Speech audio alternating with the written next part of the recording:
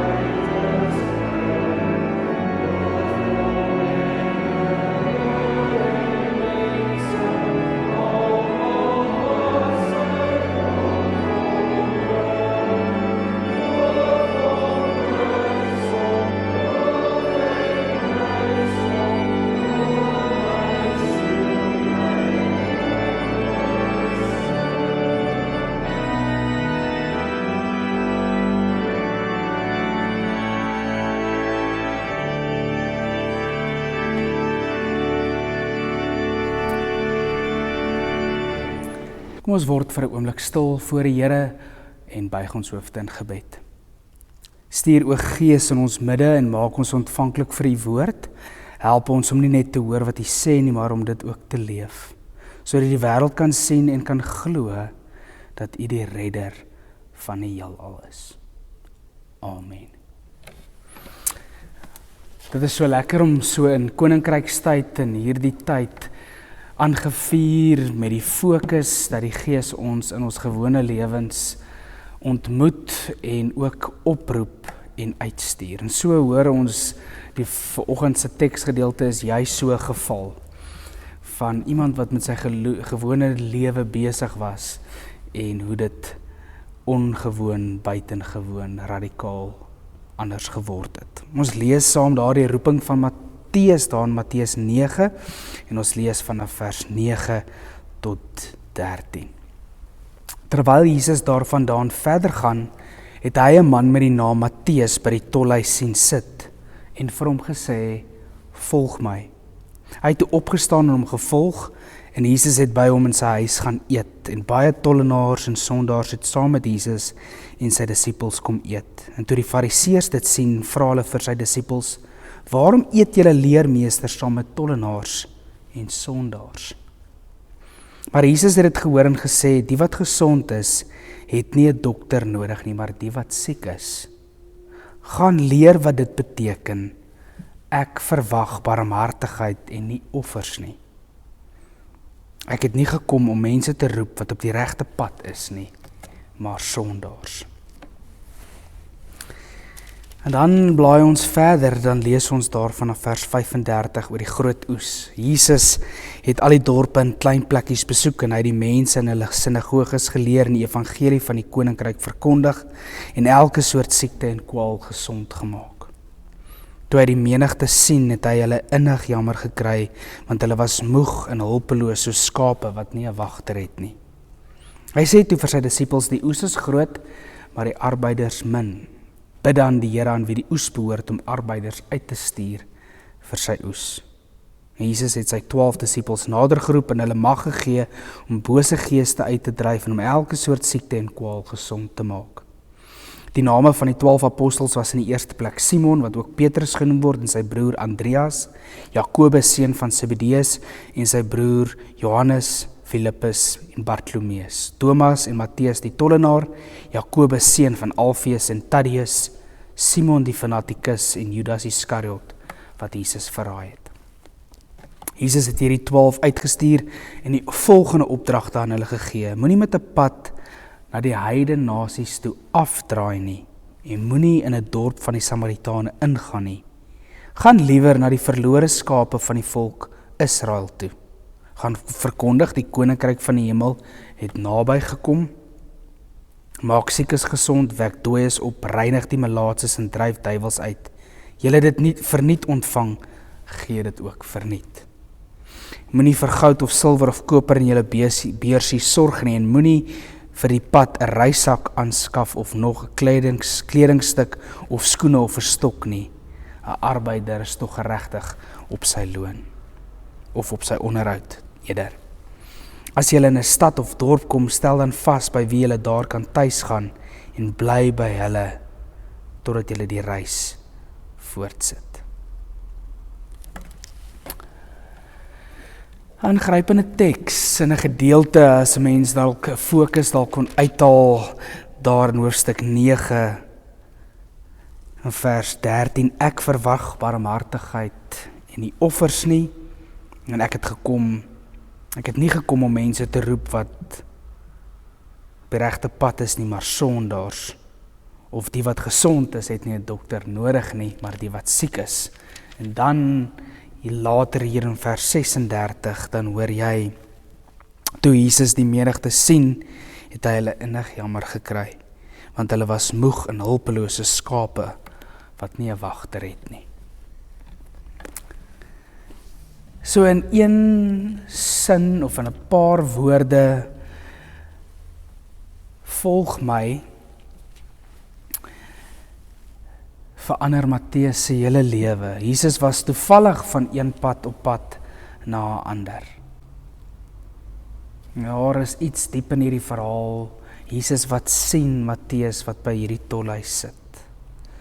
Uiteindelik is Matteus se lewe vasgedraai in 'n doodloopstraat en hy is deeglik bewus van die etiket wat om sy nek hang, dat hy eintlik 'n gehate persoon is vir sy eie mense, omdat hy belasting invorder namens die Romeine en uiteindelik ook vir homself meer insamel en homself ook in die proses verryk. Of dit is wat belastinggaarders voor bekend staan en dit is Matteus se situasie. Mense wat uitgestoot word deur die Jode, wat hulle word deur belastingtollenaars, word hulle uitgebuit. En Jesus kom verander en sy lewe verander ingrypend met die 2 woorde, volg my. En alles is anders. En dan is die vraag uiteindelik vir my en vir jou, as ons praat, ons tema vanoggend, hoe lyk die hart van volgelingskap of die hart van disippelskap? In hierdie diskurs oor die sending of die missionêre diskurs in hierdie gedeelte, dan sien ons 'n baie sterk tema, en die tema is barmhartigheid. Hy sê juis, ek verwag barmhartigheid en nie offers nie. En dan hoor ons later daar in vers 36, toe hy die menigte sien, en hulle sien wat soos verlore skape ronddwaal, het hy hulle innig jammer gekry. Of die Engelse woord, compassion. Hy is hartseer oor hierdie mense wat herderloos leef, en daarom dat hy uiteindelik intree in hierdie situasie. En in hierdie gedeelte sien ons eintlik die hart van disippelskap raak volgens Matteus. Mense kan dit op so 'n manier verwoord, dat mense wat disippels is, wat aangevuur word deur barmhartigheid, is mense wat reageer op die nood van mense. En dan hoor ons later dat hulle beveel word om nie veel saam te vat nie. Mense wat vertrou dat God vir hulle die nodige bronne stuur, en hy die een is wat hulle vir sy diens gereed maak. Ek dink daar's ook so 'n lied wat ons sing, nee, maak ons tot diens gereed. En dan baie belangrik, jy hoor amper nêrens dat hy hulle die opdrag gee om bekeerlinge te maak nie, maar dat hy hulle nooi, dat hy hulle die krag gee om sekere goed te doen, om bose geeste uit te dryf, siekes gesond te maak, en die koninkryk aan te kondig, dat die koninkryk van die hemel het naby gekom. En dan word hulle eintlik met hierdie groot taak opgelê om die helende en genesende en vertroostende werk van Christus voor te sit. Dit is nie iets wat passief is nie, maar iets wat daadwerklik aktief is. In vers 7 en 8 dan hoor ons dat hy sê, gaan verkondig die goeie nuus, die koninkryk het naby gaan kom, en dan hoe hulle dit beliggaam, is dat julle sal die dooies opwek, julle sal die siekes gesond maak, en ook die bose geeste uitdryf. En dan word daardie tekens amper die merke van dat die teenwoordigheid van God naby aan die mense gekom het. Mens sal amper in 'n netedop kan sê dat disippelskap aangevuur, aangedryf word deur barmhartigheid. Die nood van mense raak te sien om daarop te reageer en om daadwerklik iets te beliggaam met die krag wat jy ontvang het. En dan die krag om wonders te verrig, soos wat die Here ook hier in hierdie gedeelte, hoe ons dit volgens Matteus hier hoor, is dit nie selfgerig nie. Dit is gerig op mense sodat die koninkryk kan deurbreek. So wanneer ons dan nou hierdie gawe hoor, hoe hierdie apostels, disippels hierdie gawes het, is dit nie om te wys wat so wonderlike dinge kan hulle in die naam van die Here verrig nie, maar dat dit gerig is op mense en die herstel en die genesing en die transformatoriese aard van wat die Here daar wil doen tussen mense. Maar die groot sleutel in hierdie teksgedeelte is daai innig jammer kry, barmhartigheid. Dis uit barmhartigheid dat die Here hierdie mense op 'n manier versamel en hulle tussen hierdie mense uitstuur.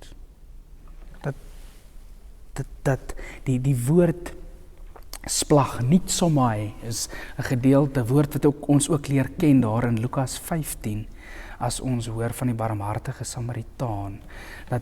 Dit beskryf eintlik dat jou hele binnekant, jou ingewande het omgedraai. So diep is jy aangeroer, dat jy daadwerklik daar in jou spore gestop word, en aangevuur word deur dit wat hier binne in jou binnekant roer. En dit is eintlik die groot sleutel hier. En Jesus sê later in Johannes 13, dan sê hy juis, deur julle liefde vir mekaar, deur julle liefde vir mense, sal julle as my kinders bekend staan, sal die wêreld weet dat julle my disippels is. Dit gaan, disippelskap begin eintlik nie oor ons gehoorsaamheid of ons toewyding teenoor God nie, maar uiteindelik eerder sy verbondenheid aan sy kinders. Sy toewyding, homself verbind het aan sy kinders. Dat hy sien hierdie mense wat herderloos is. Hy sien van Matteus wat daar by die tolhuis sit. Hy sien Matteus se lewe is nie wat hy moet wees nie.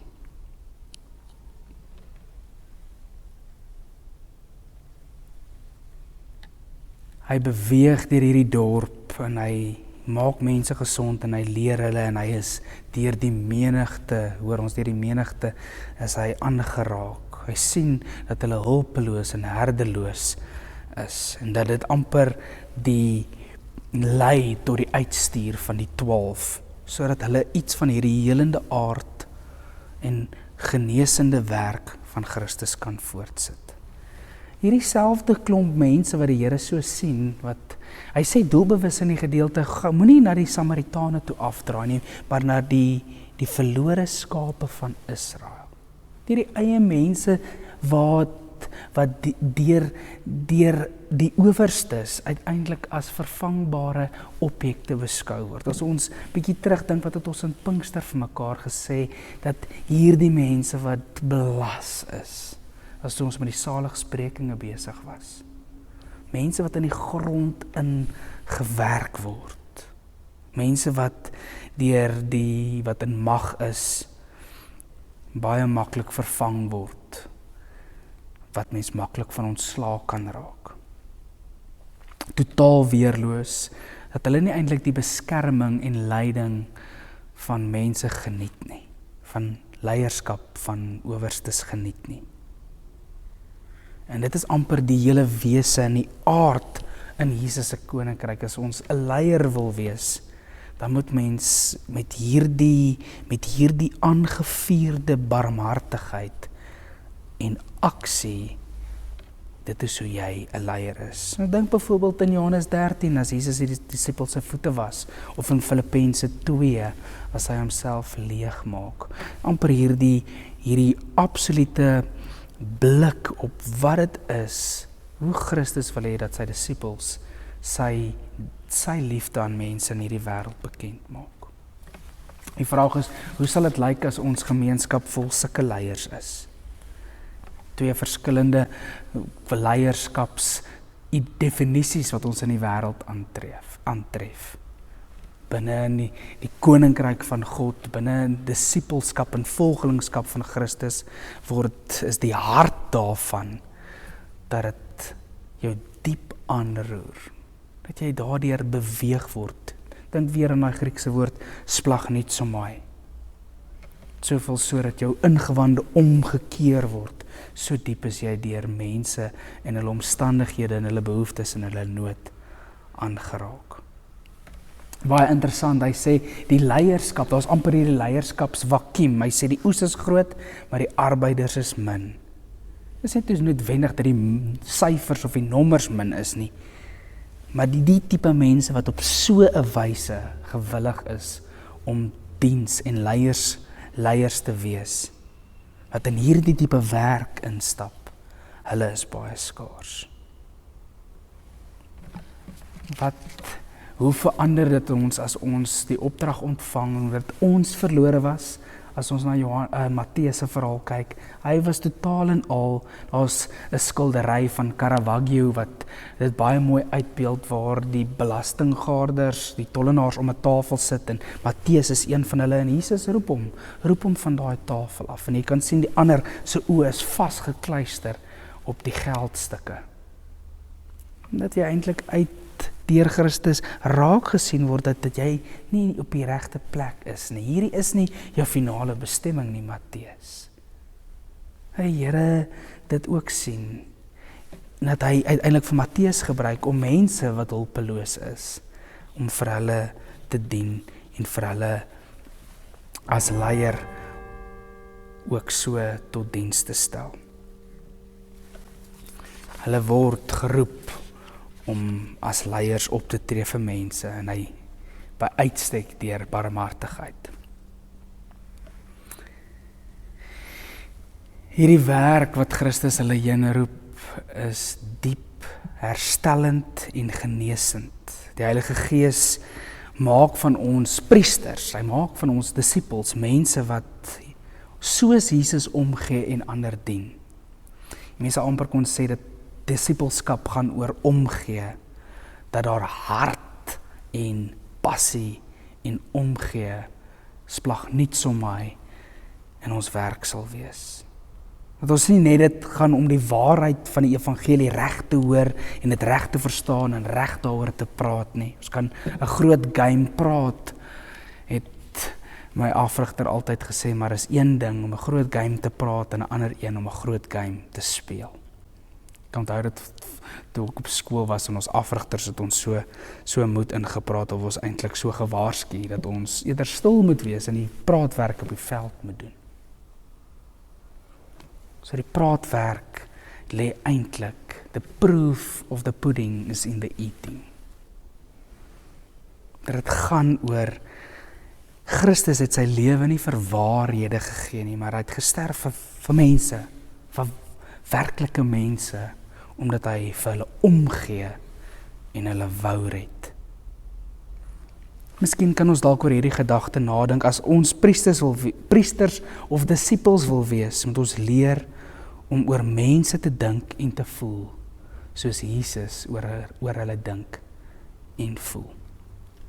Mag dit ook so wees. Connie Burger skryf in een van sy boekies, waar is Jesus nou, as hy dink oor die hemelvaart en hoe Christus op 'n nuwe manier, hoe die drie-enige God op 'n nuwe manier by ons teenwoordig is, dan sê hy, as mense wat so priesters of disippelskap is, wat werklik omgee is, mense wat teenwoordig kom by mense, mense wat genesing bring, mense wat bereid is om te dien, en mense wat 'n gemeenskap stig, wat 'n verbondenheid onder mekaar stig.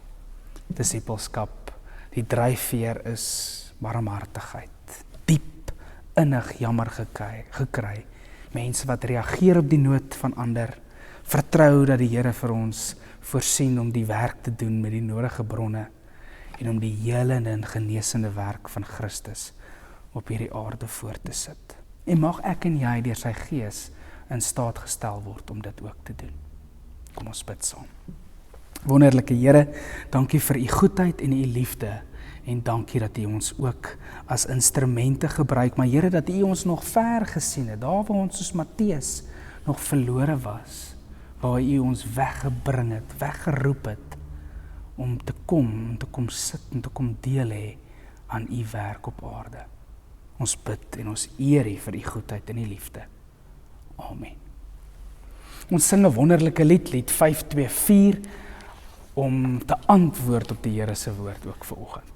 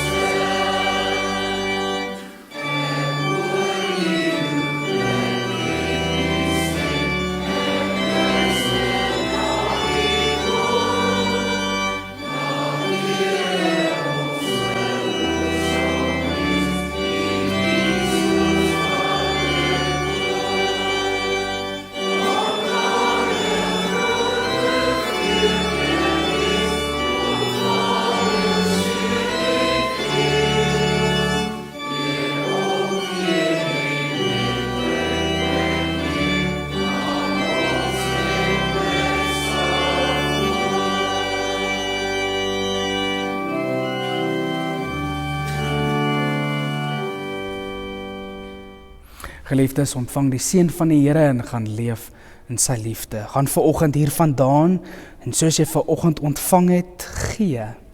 En soos jy gehoor het, vertel. En die seën van die Vader, die Seun, die Heilige Gees sal met jou wees en bly. Amen.